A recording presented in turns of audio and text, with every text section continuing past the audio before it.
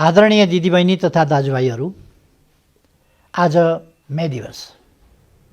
आजभन्दा 132 वर्ष अघि श्रमको शोषण गरी अनुचित लाभ लिनेहरूका विरुद्ध श्रमिकहरूले सुरु गरेको आन्दोलनको स्मरणमा मनाउन थालिएको अन्तर्राष्ट्रिय श्रमिक दिवस।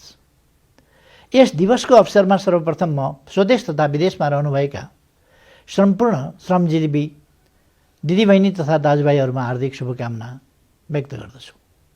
त्यसैगरी यी बितेका 131 वर्षहरूमा श्रमजीवी वर्गले हासिल गरेका उपलब्धिहरूका लागि हार्दिक बधाई ज्ञापन गर्दछु।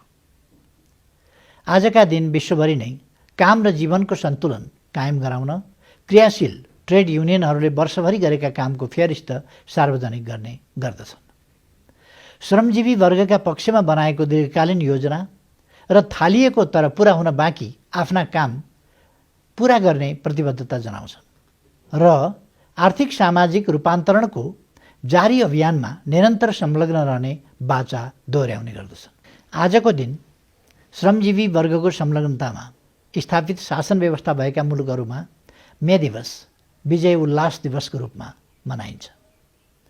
जनविरोधी श्रमजीवी वर्ग विरोधी सत्ता भएका ठाउँमा विरोध र आन्दोलनकै रूपमा पनि यस दिनलाई मनाउने गरिएको छ। विक्रम सम्वत 2003 देखि 2046 सालसम्म नेपालको सङ्गठित श्रम आन्दोलनले यस दिवसलाई श्रमिकहरूको सम्मानित, समृद्ध र सृजनशील जीवनको लागि भएका सबै आन्दोलनहरूको स्मरण दिवसका रूपमा मनाउँदै आएको थियो। निरङ्कुश राजतन्त्र र पञ्चायती तानाशाहीको अन्त्यपछि भने यस दिवसलाई श्रमजीवी वर्गले हासिल गरेका उपलब्धिहरू सार्वजनिक गर्ने उत्सवका रूपमा पनि मनाउँदै आएको छ। 2 दिन अघि मात्र अप्रिल 28 का दिन विश्वभरि नै ट्रेड युनियनहरूले काम गर्ने क्रममा मृत्यु भएका, घाइते वा अङ्गभङ्ग भएका श्रमिकहरूको स्मृतिमा अन्तर्राष्ट्रिय स्मृति दिवस मनाए।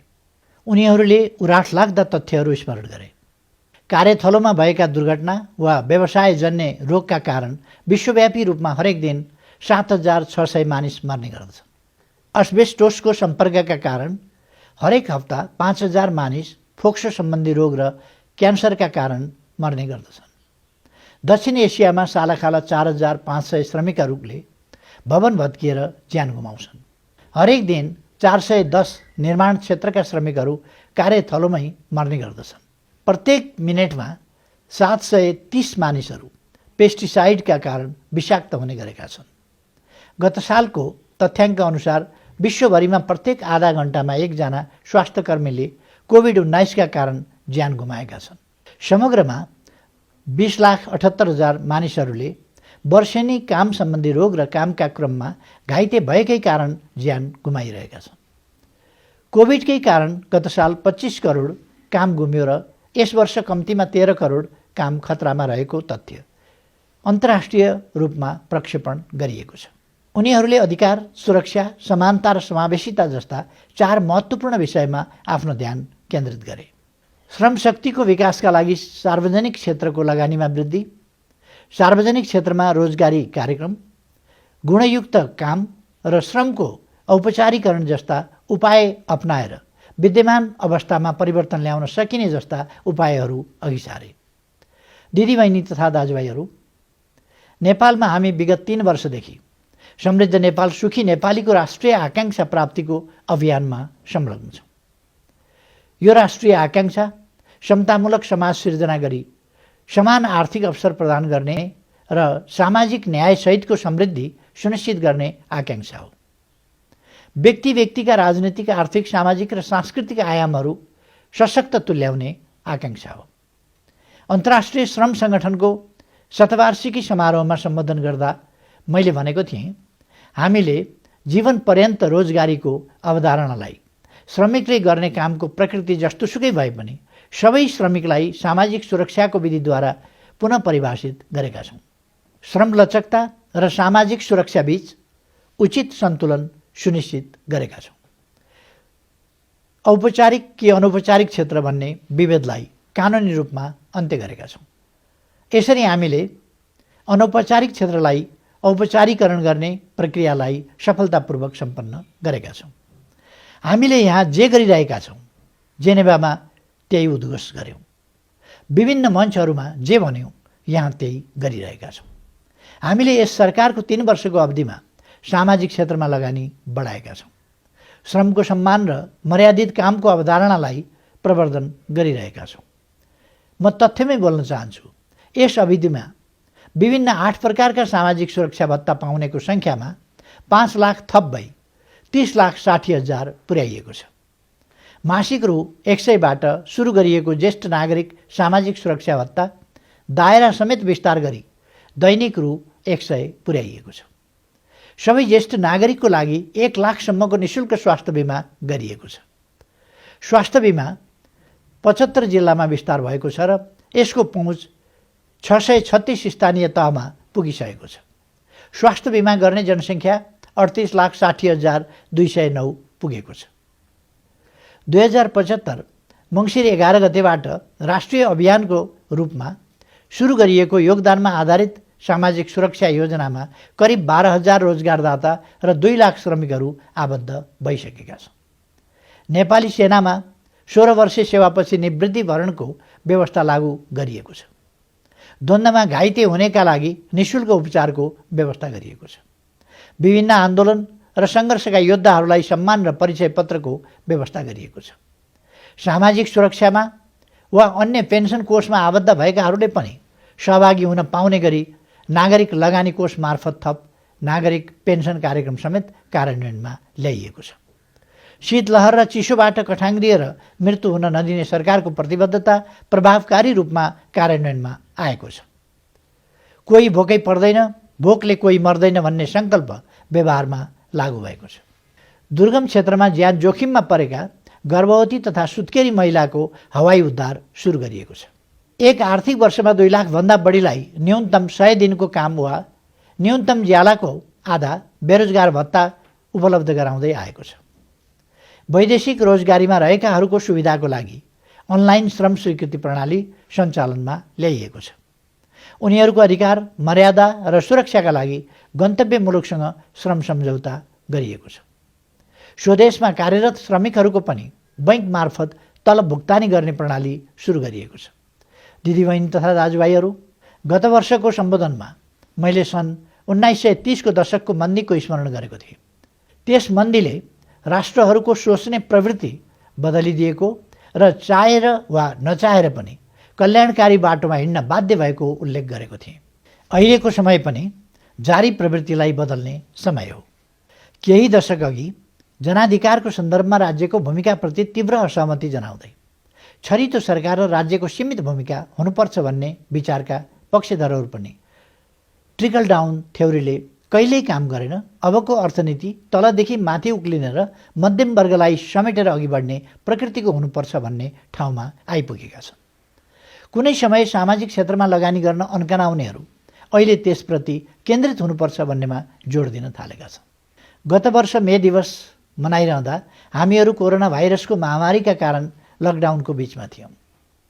विकसित वा विकासशील विश्वभरिका कोभिड प्रभावित मुलुकहरूको जे हालत थियो, हामीहरू पनि त्यस्तै अवस्थाको सामना गरिरहेका थियौँ। उत्पादन प्रणालीको कडी टुटेको, सृजनशील हातहरू लकडाउनमा रहेको र समग्र उत्पादनका साधनहरू बन्दाबन्दीमा रहेको अवस्था थियो। हामीले त्यति बेलै भनेका थियौँ, श्रम आधारभूत कुरा हो र जीवन प्रमुख कुरा हो। श्रम बिनाको पुँजी र प्रविधि अर्थहीन हुन्छ भन्ने यस यथार्थले स्पष्ट पारेको छ। त्यसैले हामीले भन्यौँ, जीवन पहिला, त्यसपछि अरूहरू। मेरो नेतृत्वमा सरकार बनेपछि आम श्रमिकको न्यूनतम पारिश्रमिकमा 39% र राष्ट्रसेवक कर्मचारीको पारिश्रमिकमा सरदर 20%ले वृद्धि गरिएको थियो। गत वर्ष आजकै दिनको सम्बोधनमा मैले स्मरण गरेको थिएँ, अवधिको हिसाबले यस वर्ष श्रमिकहरूको न्यूनतम पारिश्रमिक पुनरावलोकन गर्नुपर्ने वर्ष हो। तर तपाईँ हामी सबैलाई थाहा छ, अहिले परिस्थितिले हामीलाई साथ दिइरहेको छैन। यो मेरो गत वर्षको भनाइ हो। परिस्थितिले साथ दिएन भनेर सधैँ व्यवहार चल्दैन। अनिकालमै पनि सकेसम्म भोकै कोही बस्दैन। न्यूनतम पारिश्रमिकको पुनरावलोकन सामान्यतया तिर्ने पक्ष र लिने पक्षका प्रतिनिधिहरूको आपसी सहमतिमा हुँदै आएको थियो। सरकारले सहजीकरण गर्ने र दुई पक्षबीच कुरा नमिल्दा मात्र दुवै पक्षलाई सम्बोधन हुने निर्णय लिँदै आएको थियो।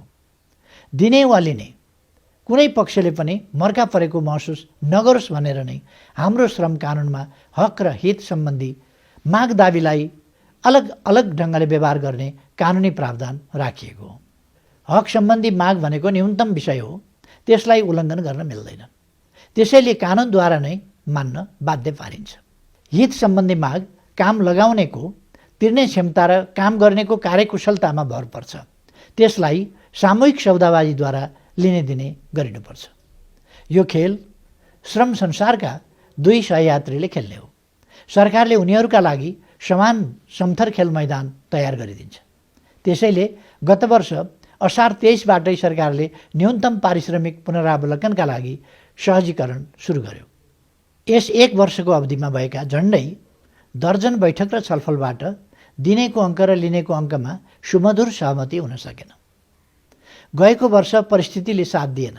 यस वर्ष पारिश्रमिक बढ्दैन भन्ने सरकारको आग्रहमा श्रम आन्दोलनले उच्च समझदारी देखायो। म धन्यवाद भन्न चाहन्छु। यस वर्ष त्यस्तै समझदारी उद्यमी व्यवसायीहरूद्वारा देखाइनेछ भन्नेमा म विश्वस्त छु। सायद 1 वर्षपछि पनि उस्तै तर थप जटिल परिस्थितिको सामना गरिरहेकोले पनि हुनुपर्छ। न्यूनतम पारिश्रमिक निर्धारणमा यसपटक रोजगारदाता र श्रमिक प्रतिनिधिबीच सहमति हुन सकेन। त्यसैले सरकारको तर्फबाट म जानकारी गराउँछु। आर्थिक वर्ष 78-79बाट लागू हुने गरी श्रमिकको न्यूनतम पारिश्रमिक पुनरावलोकन हुन्छ।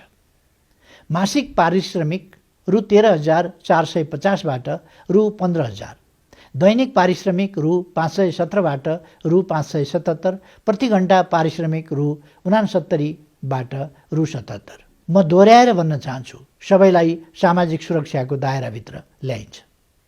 लक्षित समूहलाई सर्वकालिक सामाजिक सुरक्षा र औपचारिक होस् वा अनौपचारिक श्रम क्षेत्र सबै श्रमिकलाई क्रमशः योगदानमा आधारित सामाजिक सुरक्षा योजनामा समावेश गरिन्छ।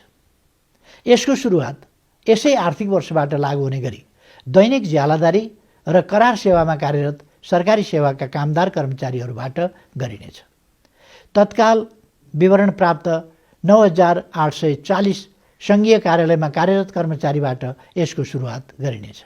31,500 स्थानीय तहमा कार्यरत र विवरण प्राप्त हुने क्रममा रहेका दैनिक ज्यालादारी तथा करार सेवामा कार्यरत सङ्घीय कार्यालयमा कार्यरत कर्मचारीहरूलाई योगदानमा आधारित सामाजिक सुरक्षा योजनामा सामेल गर्ने निर्णय गरिसकिएको छ।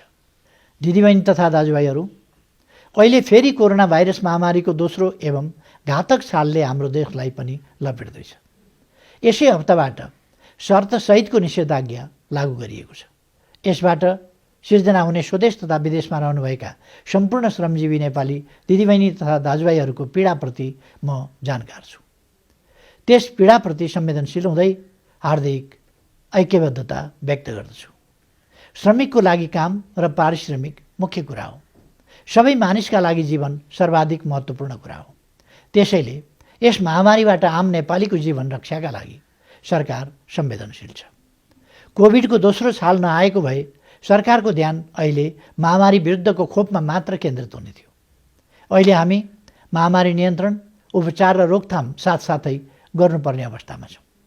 सरकार सीमित स्रोतबाट अधिकाधिक सेवा प्रदान गर्न प्रतिबद्ध छ।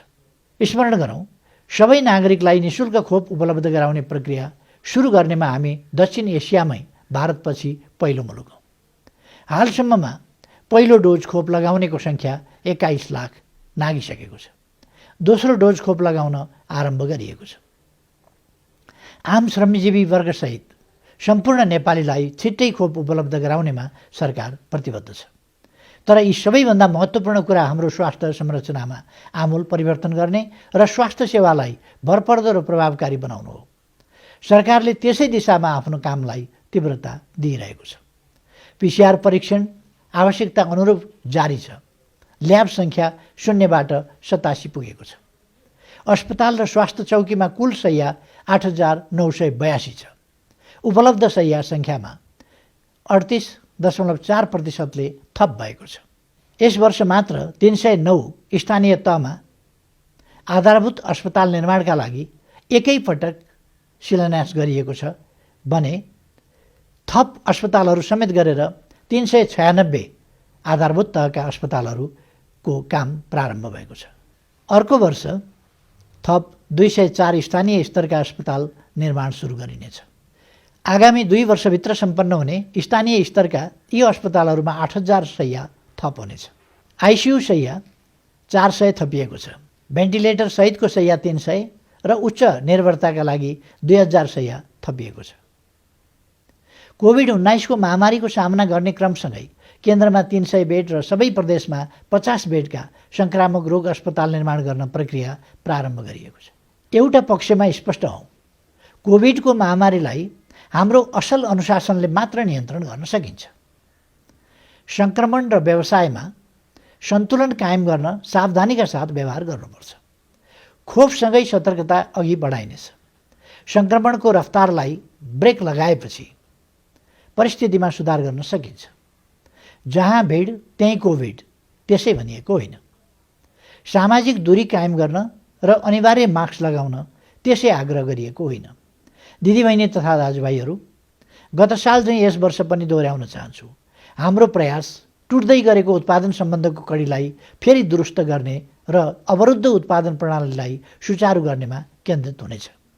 कामको सुरक्षा र थप रोजगारीको सिर्जना हाम्रो लक्ष्य हुनेछ।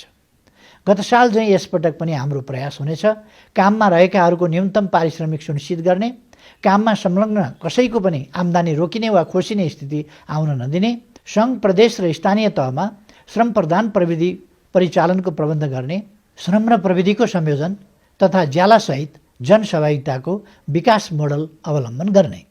दिदीबहिनी तथा दाजुभाइहरू, गत साल यसै समयदेखि बरालिएको हाम्रो राजनीति अझै सुध्रिएन भन्नुपर्दा मलाई बेहद पीडा भएको छ। स्थिरता र विकासको जनचाहनामा केही नेताहरूको अतृप्त आकांक्षा, कुण्ठा र ईर्ष्याका कारण एक प्रकारको अराजक अवस्था सिर्जना भएको छ। केन्द्रमा सुरु भएको गडबडी प्रदेश र स्थानीय तहसम्म पुगेको छ। प्रतिगमनको नाटकीय प्रचारले सरकारप्रति भ्रम सिर्जना गर्ने र जनमानसमा नेताहरू तथा पार्टीप्रति वितृष्णा बढाउँदैछ। गत सालको सन्देशमा मैले भनेको थिएँ, नेपाली ट्रेड युनियन आन्दोलनले राजनीतिक आन्दोलनलाई धेरै कुरा सिकाएको छ। अप्ठ्यारोमा नहड बढाउने, अनिकालमा मिलेर बिउ जोगाउने, सहकालमा भएका नाफाको न्यायोचित वितरणमा सामाजिक संवाद गर्ने, विविधताबीच एकता कायम गरी अघि बढ्ने। ट्रेड युनियन आन्दोलनले सिकाएको यो पाठ राजनीतिक आन्दोलनले ग्रहण गर्नै सकेन। नेपाली ट्रेड युनियन आन्दोलनले हामीलाई सिकाएको अप्ठ्यारो घडीमा मिलेर अघि बढ्नुपर्छ, आफ्ना आकांक्षाको आकाशतिर माथि माथि मात्र होइन, जनता भएतिर तल पनि हेर्नुपर्छ भन्ने पनि राजनीतिक नेतृत्वले महसुस गर्न सकेन। कमी कमजोरी भए सच्याउनुपर्छ, अराजक होइन अनुशासित हुनुपर्छ, समयको ख्याल गर्नुपर्छ, आफैलाई घात गर्ने होइन इमान्दार बन्नुपर्छ भन्ने त ठ्याम्मै बुझेन र ग्रहण गरेन। असंवैधानिक, गैर कानुनी र अमर्यादित बाटो त कसैले पनि अवलम्बन गर्नै हुँदैन। मलाई लाग्छ अभियानमा लागेकाहरूले हार खानुहुन्न।